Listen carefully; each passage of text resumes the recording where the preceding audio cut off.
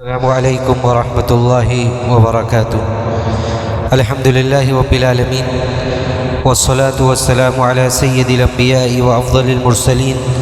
نبینا محمد وعلی آلہ واصحابہ اجمعین، اما بعد۔ وعن جابر بن سمورۃ رضی اللہ تعالی عنہ ان النبی صلی اللہ علیہ وسلم كان فی الخطبۃ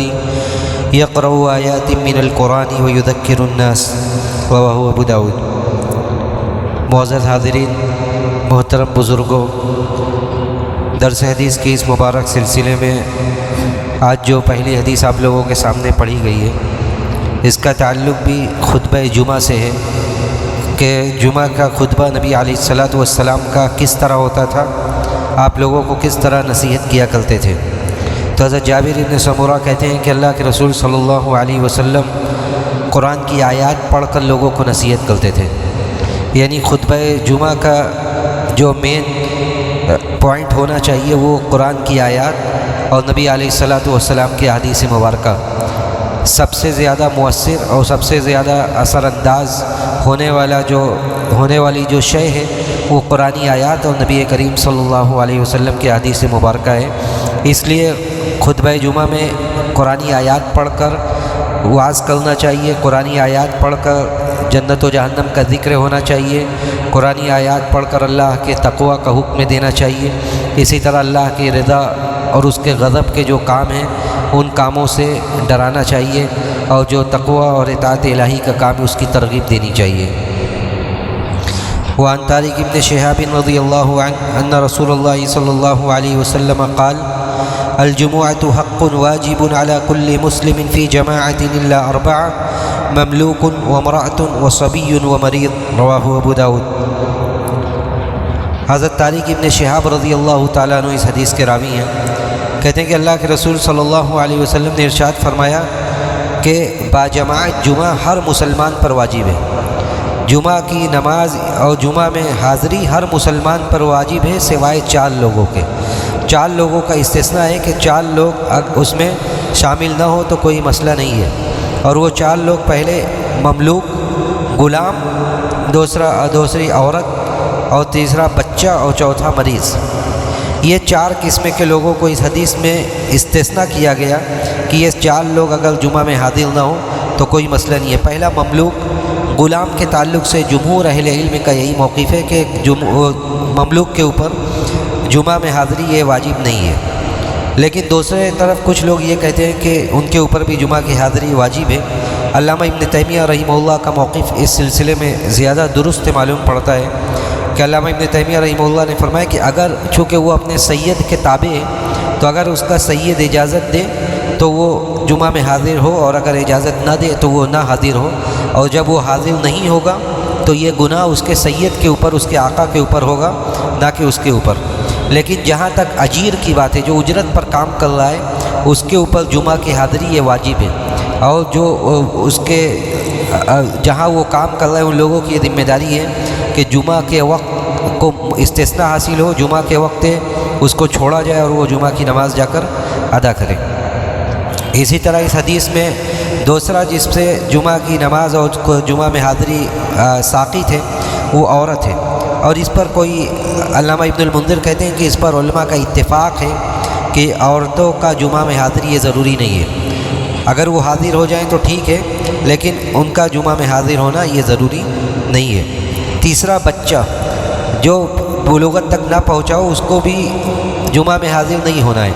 لیکن اگر بچہ سمجھنے لائق ہو، مسجد سمجھتا ہو، نماز سمجھتا ہو، تو اس کو دھیرے دھیرے مسجد سے جوڑنا چاہیے تاکہ وہ عادی بنے،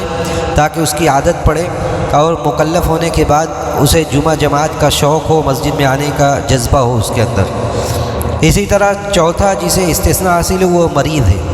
جو اس طرح مریض ہو، اس طرح کا مرض کا شکار ہو کہ اس کا مسجد میں آنا دشوار ہو، تو اس کے اوپر جمعہ کی حاضری یہ ساقط ہے، اس کے لیے ضروری نہیں ہے۔ اسی طرح مریض کے ساتھ ساتھ وہ تیماردار بھی، وہ ممرض بھی اس حکم سے مستثنیٰ ہے جو اپنے مریض کے ساتھ رہ رہا ہے۔ بعض ایسے مریض ہوتے ہیں کہ انہیں چھوڑ کر ہٹا نہیں جا سکتا، تو ایسا تیماردار بھی اس حکم میں داخل ہے، وہ بھی جمعہ میں حاضر سے جمعہ کی حاضری اس کے اوپر ساقط ہے، جیسا کہ اہل علم نے ذکر کیا ہے۔ لیکن اگر مرد کے باوجود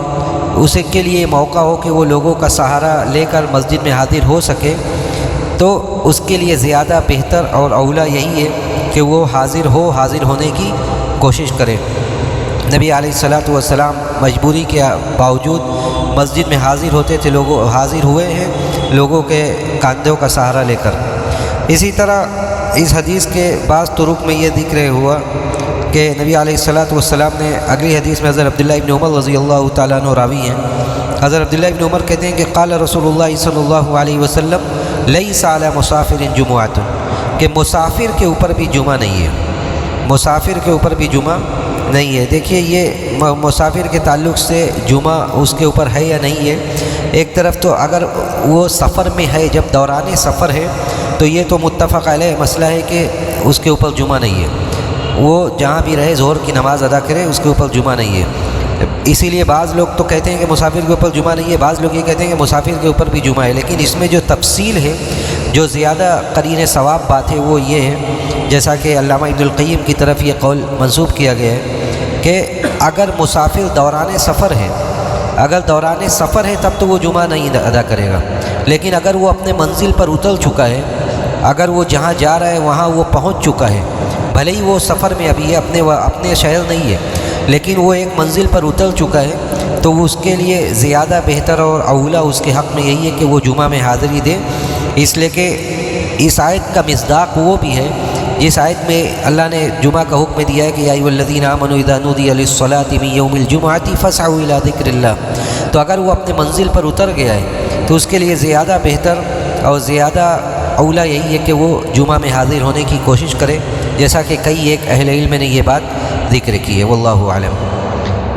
عن عبداللہ ابن مسعود رضی اللہ تعالیٰ عنہ قال کان رسول اللہ صلی اللہ علیہ وسلم اذا استوى على المنبر استقبلناه بوجوهنا،